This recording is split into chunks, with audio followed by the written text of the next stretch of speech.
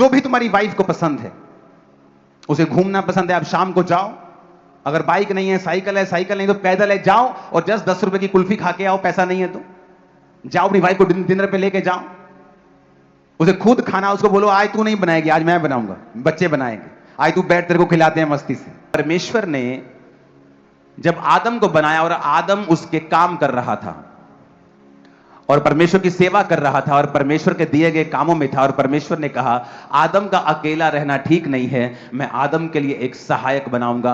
और सारे जीव जंतु उसके पास आकर मैच करने लगा और किसी से मैच नहीं हुआ, तो परमेश्वर ने आदम के अंदर से एक पसली को निकाला और उसकी जगह मांस भर दिया, और परमेश्वर ने औरत को बनाकर उसे आदम के पास लेके गया। और आदम ने जब औरत को देखा तो उसने एक भविष्यवाणी की कि तू नर में से निकाली गई है, इसलिए तू नारी कहलाएगी, तू मेरी हड्डी में से, तू हड्डी और मेरे मांस, तू निकाली गई है, इसलिए तू नारी कहलाएगी।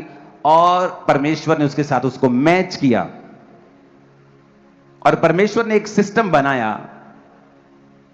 और एक हेल्पर के रूप में औरत को, कि मैं इसके लिए एक हेल्पर बनाऊंगा जो इसकी डेस्टिनी को फुलफिल करने के लिए इसकी मदद और सहायता करेगी।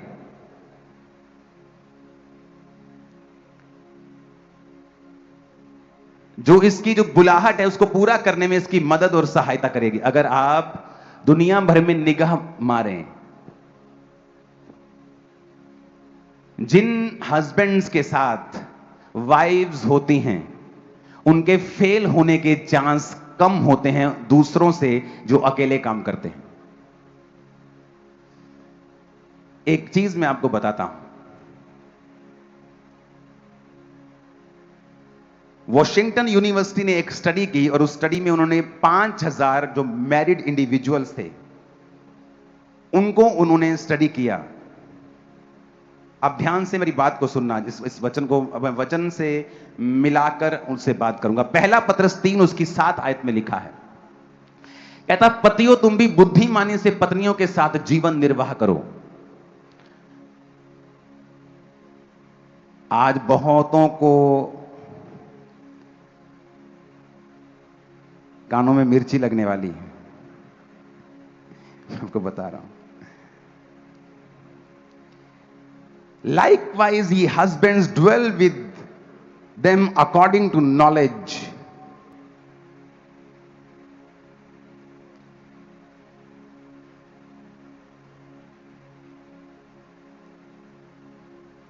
ऊंची आवाज में कहो नॉलेज। गिविंग ऑनर,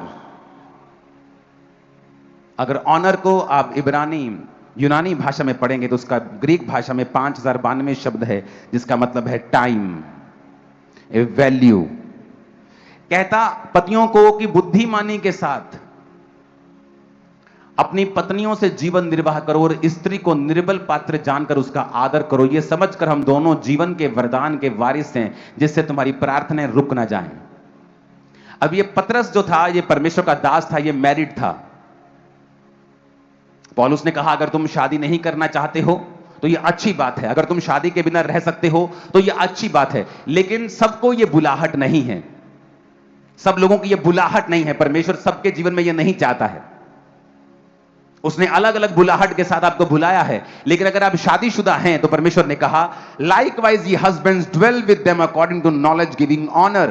कहता अपनी पत्नी को वैल्यूएबल चीजें दो, समय। निर्बल पात्र, निर्बल का मतलब यह नहीं कि वो कमजोर है, यहां पर वो फिजिकल स्ट्रेंथ की बात कर रहा है। जो औरत है उसे परमेश्वर ने आदमी से फिजिकल स्ट्रेंथ में कम बनाया है। हर एक आदमी, कामयाब आदमी के पीछे औरत होती है, यह भी इस सदी का सबसे बड़ा झूठ है।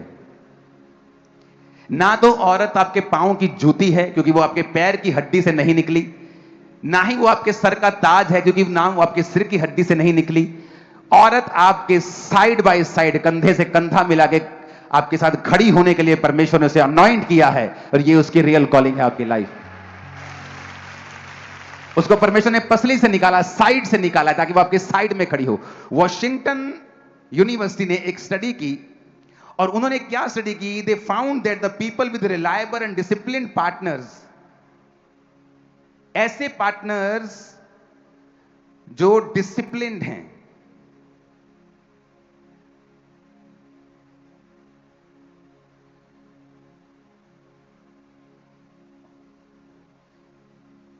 received more promotion, earned more money and felt higher job satisfaction.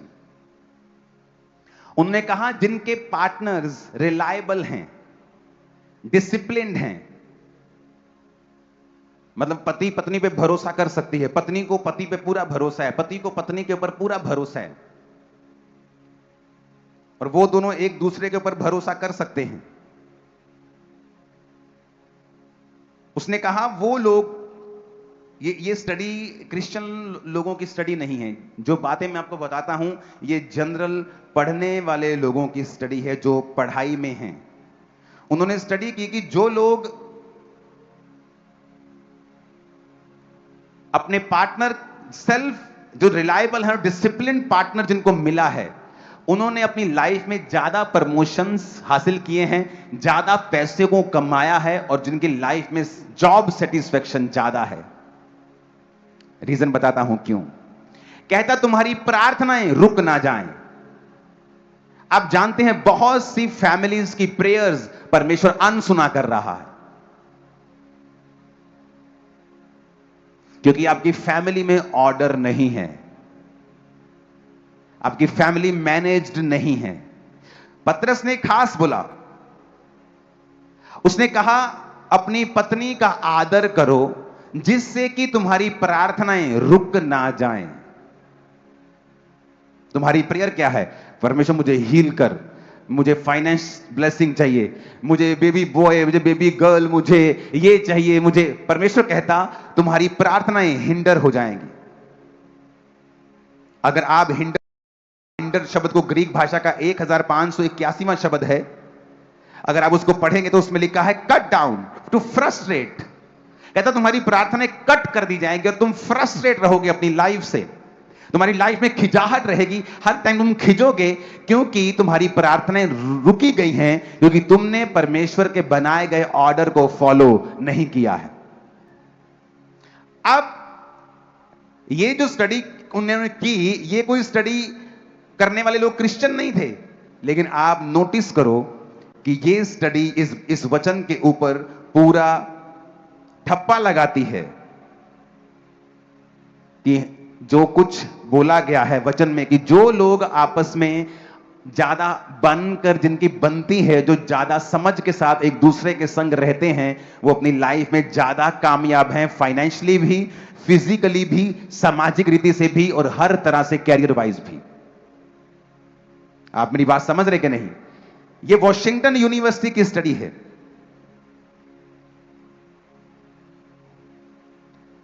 उसके अगली लाइन को हम पढ़ेंगे, उसमें लिखा है कि the data revealed that the employee with an extremely conscientious spouse is 50% more likely to get a promotion than a employee with a unconscientious. मतलब कहता वो कर्मचारी जिसका पार्टनर रिलायबल है, जिसका पार्टनर डिसिप्लिन्ड है, कहता वो लोग 50% ज्यादा प्रमोशंस पाते हैं अपनी जॉब्स में। ये स्टडी है, ये कोई हिंदू ने नहीं की, ये किसी क्रिश्चियन ने नहीं की, किसी सिख ने नहीं, किसी ने नहीं की। ये जस्ट स्टूडेंट्स ने अलग अलग जगहों पे जाके थाउजेंड्स ऑफ फैमिलीज के ऊपर स्टडी की है। आप देख लो, अन्य जातियों को मैंने स्टडी किया है, मैंने बॉलीवुड हीरोज पे स्टडी की है।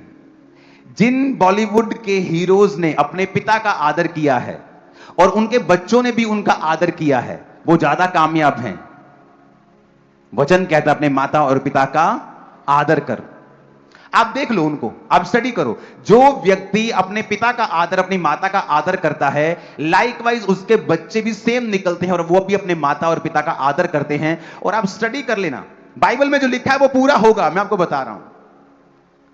आप उन लोगों की स्टडी करो, वो ज्यादा कामयाब होंगे। और मैं आपको बता सकता हूं ऐसे बहुत से लोग जिन्होंने पिक्चर्स की हैं और लोगों ने उनकी पिक्चर्स को सराहा है, पर वो कभी कामयाब नहीं हुए। उनके घर में जाके देखो, वो अपने पिता का आदर नहीं करता आदमी। मैं नाम नहीं लेना चाहता।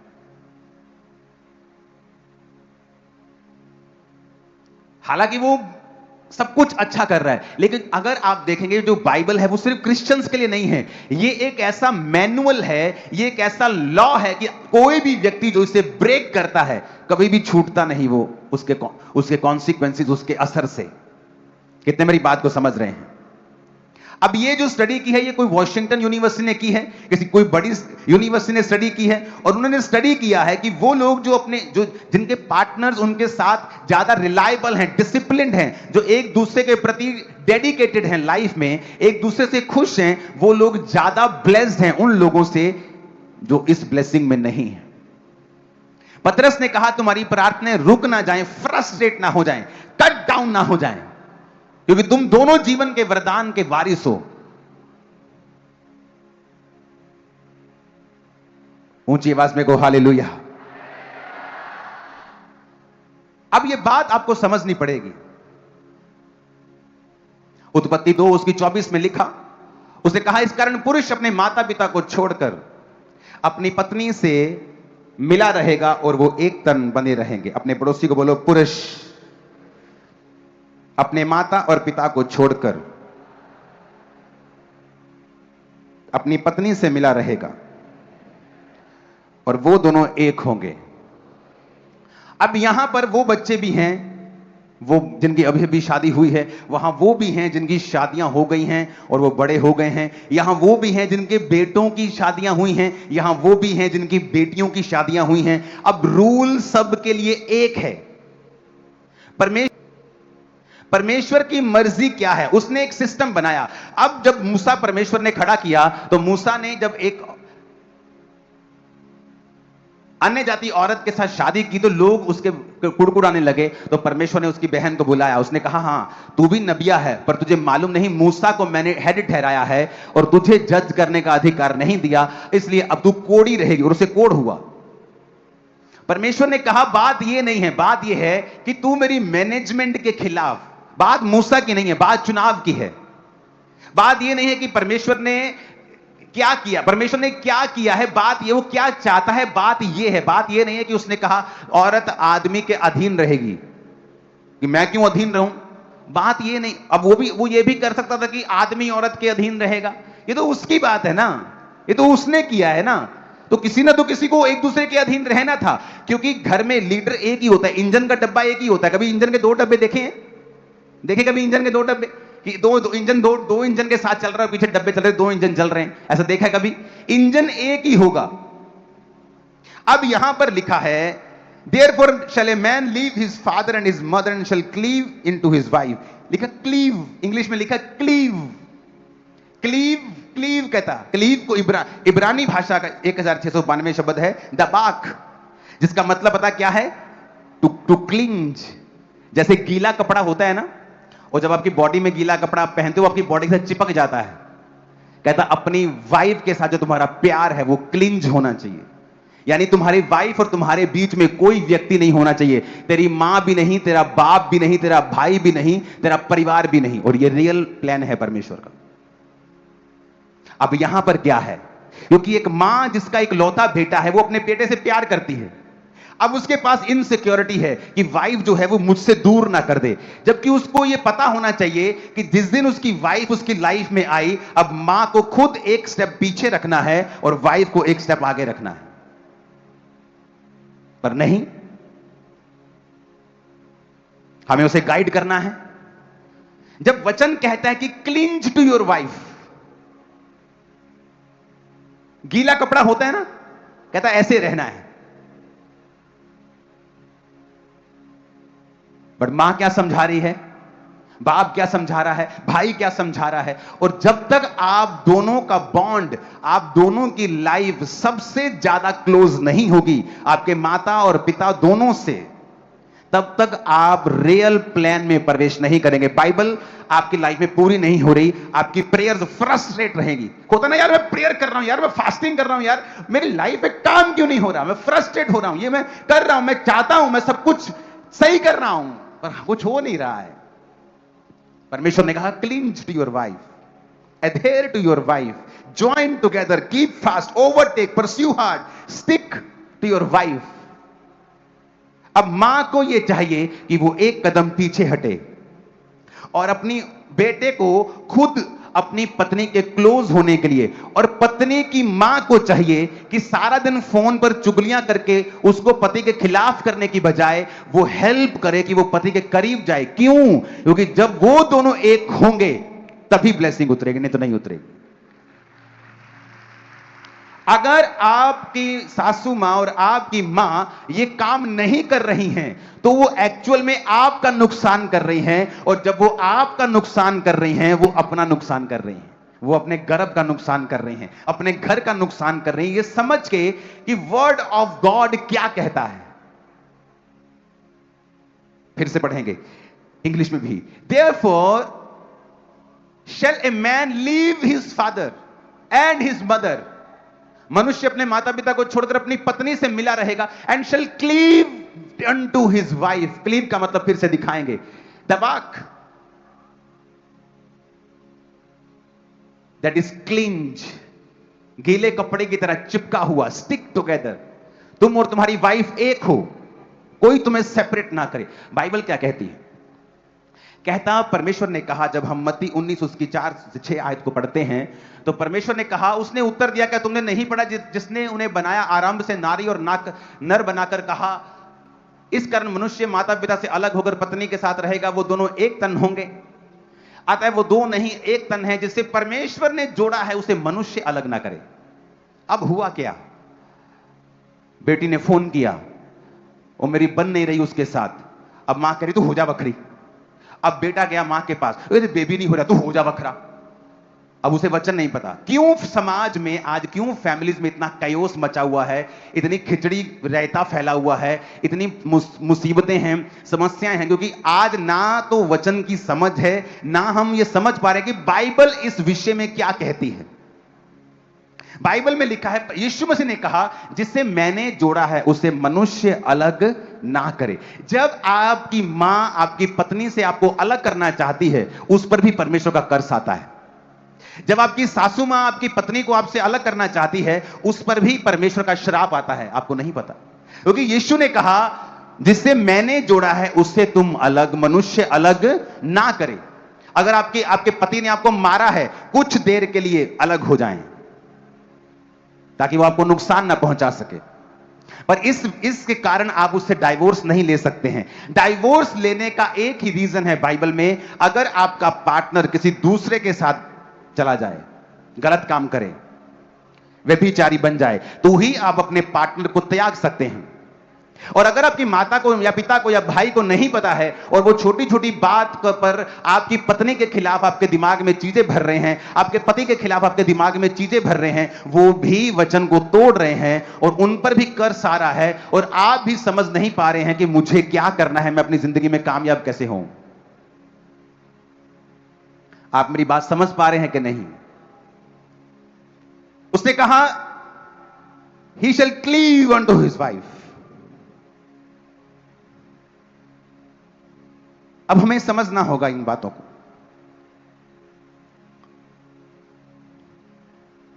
इफिसियों की पुस्तक 5 उसके 23 आयत से हम पढ़ेंगे, 22 से पढ़ेंगे। Wives, submit yourself unto your own husbands। Greek भाषा का 5293 शब्द, जिसका मतलब है सबमिशन का हुपोटासो, जिसका मतलब है टू सबऑर्डिनेट। कहता जो वाइफ है वो सबऑर्डिनेट है, जिसका मतलब है जैसे एक आर्मी ऑफिसर होता है और उसके नीचे एक सेना होती है जो उसके हुक्म के ऊपर चलता है। ये मैं नहीं कह रहा हूं, अगर आपको हुक्म लेना पसंद नहीं है तो मेरी गलती नहीं है, आज मुझे क्षमा कर दें प्लीज। वाइफ को बोला है be hupotasso, submit yourself, hupotasso to subordinate, reflexively to obey, to be under obedience, put under। इसका मतलब यह नहीं कि आप कम हैं, इसका मतलब ये एक मैनेजमेंट है। इसका मतलब यह नहीं कि वाइफ कम है, नहीं, ये एक मैनेजमेंट है जो परमेश्वर ने ठहराई है। कि परमेश्वर ने कहा, आदमी का सिर मैं हूं, औरत का सिर आदमी है। आदमी मेरे अधीन रहे, औरत आदमी के अधीन रहे। मैंने घर टूटते देखे हैं। एक पास्टर की मैंने काउंसलिंग की और पास्टर ने कहा कि इसके बेबी होने वाला था और मैंने इसको बोला कि जाओ डॉक्टर के पास अभी चली जा, और उसने कहा ठीक है। उसने अपनी मां को फोन किया, लड़की ने, लड़की की मां ने बोला ले असी खुदा नु मानते हैं, तू प्रेयर कर, चिंता ना कर तू। और उसका बेबी डेड हो गया गर्भ में। और जब वो मुझसे मिली, मैंने उसको कहा कि जब आदमी की जुबान खुदा की जुबान है तेरे लिए, लोगों के लिए क्या है छोड़ दे, पर तेरे लिए वो गॉड की वॉइस थी, क्योंकि तुझे सबॉर्डिनेट वचन कहता है, हुपटासु मींस टू बी सबॉर्डिनेट। आप मेरी बात समझ रहे क्या? उसने कहा वो वॉइस, मैंने कहा वो वॉइस परमेश्वर की थी तेरे पास। परमेश्वर ने कभी कलीसिया से बात नहीं की, उसने मूसा से बात की। मूसा ने खुद मांगा, प्रभु मैं थत्था हूं, मैं लोगों से डायरेक्ट बात नहीं करूंगा, तो मुझे कोई आदमी दे दे, मैं उससे बात करूंगा, वो आदमी आगे बात करेगा। परमेश्वर का ठीक है, नहीं तो वो डायरेक्ट चुना गया था कि मैं तुझसे करूंगा, तू लोगों से करेगा। अब परमेश्वर मूसा से बात करता था और मूसा आगे बात करता था। परमेश्वर ने कभी भी लोगों से बात नहीं की। इसका मतलब ये नहीं कि वो लोगों से प्यार नहीं करता, या लोगों की कदर नहीं थी, या लोगों को छोटा समझता था या कम समझता। कम छोटे मोटे की बात नहीं है, इट्स अ मैनेजमेंट। ये एक मैनेजमेंट है। बैंक का एक मैनेजर है, बैंक के आगे एम्प्लॉइज है, हर एक की अलग अलग ड्यूटी है। जब मैसेज आता है सीधा टॉप से तो मैनेजर को आता है, एम्प्लॉइज को नहीं आता। आप मेरी बात समझ रहे कि नहीं? तो ये परमेश्वर की मैनेजमेंट है कि उसने किसको, मर्द को, औरत को, बच्चों को, वाइफ को, हस्बैंड को, माता पिता को, भाइयों को कहां ठहराया। ये उसकी मैनेजमेंट है। हमें ये पढ़ना और सीखना है उसकी मैनेजमेंट में मैं कहां फिट होता हूं, वही मेरी ब्लेसिंग है। अगर मैं चाहता हूं कि मैं वाइफ की जगह चले जाऊं, मेरी ब्लेसिंग वहां नहीं है। मैं माता की जगह चले जाऊं, मेरी ब्लेसिंग वहां नहीं है। मेरी ब्लेसिंग वही है जहां बाइबल ने मेरे को ठहराया है। अब यहां पर जब हम पढ़ते हैं, उसने कहा submit yourself on to your own husband as unto the Lord, कि जिस तरह प्रभु के, हे पत्नियों अपने अपने पति के ऐसे अधीन रहो जैसे प्रभु के। और उसका बेबी मर गया और अब उसका हस्बैंड उसे डाइवोर्स देना चाहता है। मैंने कहा तू भी गलत है, क्योंकि इस बात के कारण तू डाइवोर्स नहीं दे सकता। और देखो शैतान कैसे फैमिलीज को खराब करता है। पहले औरत ने बात नहीं सुनी, अपनी मां की बात सुनती रही, चाहे वो दिखने में स्पिरिचुअल लग रही थी, उसकी मां ज्यादा स्पिरिचुअल लग रही थी। कई बार जब आपका स्पिरिचुअल फादर आपसे बात करता है, आपको वो स्पिरिचुअल नहीं लगता, लेकिन दूसरा व्यक्ति आपको स्पिरिचुअल लगता है। लेकिन एक्चुअल में आप और आपके स्पिरिचुअल फादर के बीच में हमेशा जो राइट होगा वो आपका स्पिरिचुअल फादर होगा। याद रखना, मैंने नोटिस किया है और मैंने ये सीखा है हार्ड वे में, अपने स्पिरिचुअल फादर के साथ मैंने सीखा है। कई बातों में मैं उनके साथ नाराज रहा, पर मुझे झुकना पड़ा, मैंने सीखा है। मैं आपको बता रहा हूं, मेरी लाइफ का एक्सपीरियंस भी है और बाइबल भी यही कहती है। अब यहां पर परमेश्वर ने क्या कहा, for the husband is the head of the wife, even Christ is the head of the church, कि जो पति है पत्नी का सिर है, जैसे मसीह कलीसिया का सिर है और स्वयं ही देह का उद्धार करता है। Therefore, as the church is subject unto Christ, जिस तरह कलीसिया मसीह के अधीन है, पत्नियां भी हर बात में अपने पति के अधीन रहें। कितनी बातों में? कितनी बातों में? हर बात में। मेरी और मेरी पत्नी के बीच में एक भी अनसॉल्व्ड इश्यू नहीं है, एक भी। कपड़े पहनने से लेके, बाहर आने जाने से लेके, बच्चों से लेके, फ्यूचर से लेके, फाइनेंस से लेके, एक भी इश्यू नहीं है जहां हम बोले कि नहीं मैं इससे सहमत नहीं हूं, क्योंकि इसमें हमारी भलाई है। यहां पर लिखा है कि हर बात में अपने पति के क्या रहना है, अधीन रहना। पतरस ने बड़ा अच्छा लिखा, उसने कहा तुम्हारी प्रार्थनाएं हिंडर हो जाएंगी, फ्रस्ट्रेट हो जाएंगी, कट डाउन हो जाएंगी। कि तुम प्रेयर कर रहे हो कि तुमने एक घर बनाया, किसी ने काट दिया, तुमने एक मंजिल खड़ी की, किसी ने काट दी, तुमने कुछ खड़ा किया, किसी ने काट दिया। ऐसे तुम्हारी प्रार्थनाएं लगातार कट डाउन होती जाएंगी, क्योंकि तुमने औरत को निर्बल पात्र समझकर उसका आदर नहीं किया। आदर का मतलब यूनानी भाषा में टाइम, वैल्यूएबल चीजें उसको देना अपनी औरत को। आप ध्यान से समझना, आगे बढ़ेंगे। 28 आयत से पढ़ेंगे। इस प्रकार उचित है कि पति अपनी पत्नी से अपनी देह के समान प्यार करे। जो अपनी पत्नी से प्रेम रखता है वो अपने आप से प्रेम रखता है, क्योंकि किसी ने अपने शरीर से बैर नहीं रखा, वरन उसका पालन पोषण करता है, जैसा मसीह भी कलीसिया के साथ करता है। इसलिए हम उसकी देह के अंग हैं। इस कारण मनुष्य अपने माता पिता को छोड़कर अपनी पत्नी से मिला रहेगा, वो दोनों एक तन होंगे। कितनी बार देखो सेम वर्स बाइबल में आपको बार बार बार बार बार बार मिलती है। एक ही वर्स आपको बार बार मिलती है बाइबल में। क्यों परमेश्वर ने ऐसा बार बार बार बार लिखा है? एक ही चीज। 29 आयत फिर से हम पढ़ेंगे। उसमें लिखा है, किसी ने भी अपने शरीर से बैर नहीं रखा वरन उसका पालन पोषण करता है। For no man ever yet hated his own flesh but nourisheth and cherisheth. यह पति के बारे में लिखा है। कहता कोई भी अपने जो शरीर से बैर नहीं रखता बल्कि उसे नरिश करता है और चेरिश करता है। जब आप नरिश को पढ़ते हैं रियल बाइबल में, जिस भाषा में बाइबल लिखी गई थी, उसका मतलब है काई। और जब आप चेरिश को पढ़ते हैं उसका मतलब है थाल्पो। इनका मतलब है, जब आप नॉरिश को पढ़ते हैं, और नॉरिश में उसका जो शब्द है ट्रेफो से वो निकला है, जिसका मतलब मैं आपको बताता हूं। कहता implication to cherish, to pamper. बच्चों को पैम्पर करते हैं ना, हस्बैंड को बोला है वाइफ को पैम्पर करने के लिए। आप हैरान हो जाएंगे, बाइबल में देखो कितनी डीप बातें लिखी हैं।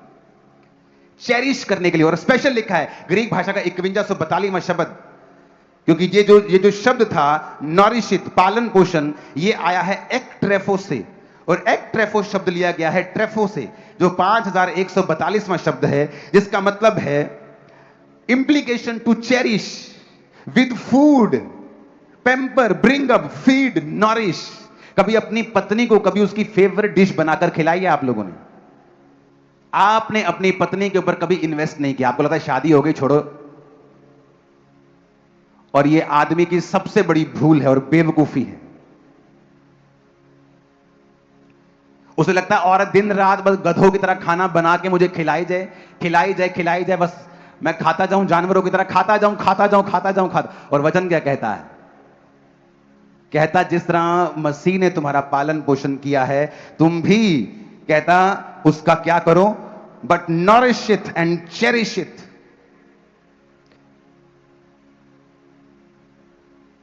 कहता implication to cherish with food etcetera, pamper, bring up, feed, nourish. आपने कभी अपनी पत्नी से लव नहीं किया, फाइट की है। मेरी वाइफ को बेस्ट चाय मेरे हाथ की पसंद है, मैं कभी कभी उसको बना के देता हूं। उसको जब फिर फेडअप हो जाती है वो स्टाफ की चाय से, मुझे बोलती है आप चाय बना के लेके आओ। फिर मैं जाता हूं, चाय बनाता हूं तसल्ली के साथ, अच्छे से बनाता हूं। फिर हालेलुया। और उसको मालूम है मुझे किन बातों से नफरत है, किन बातों से मुझे ये चीज नहीं चाहिए, घर में ऐसा नहीं होना चाहिए। वो उन चीजों का ध्यान रखती है। एक मूर्ख औरत हमेशा अपने हस्बैंड को खिजाने वाले काम करेगी, और एक मूर्ख आदमी अपनी औरत को इग्नोर करेगा हमेशा।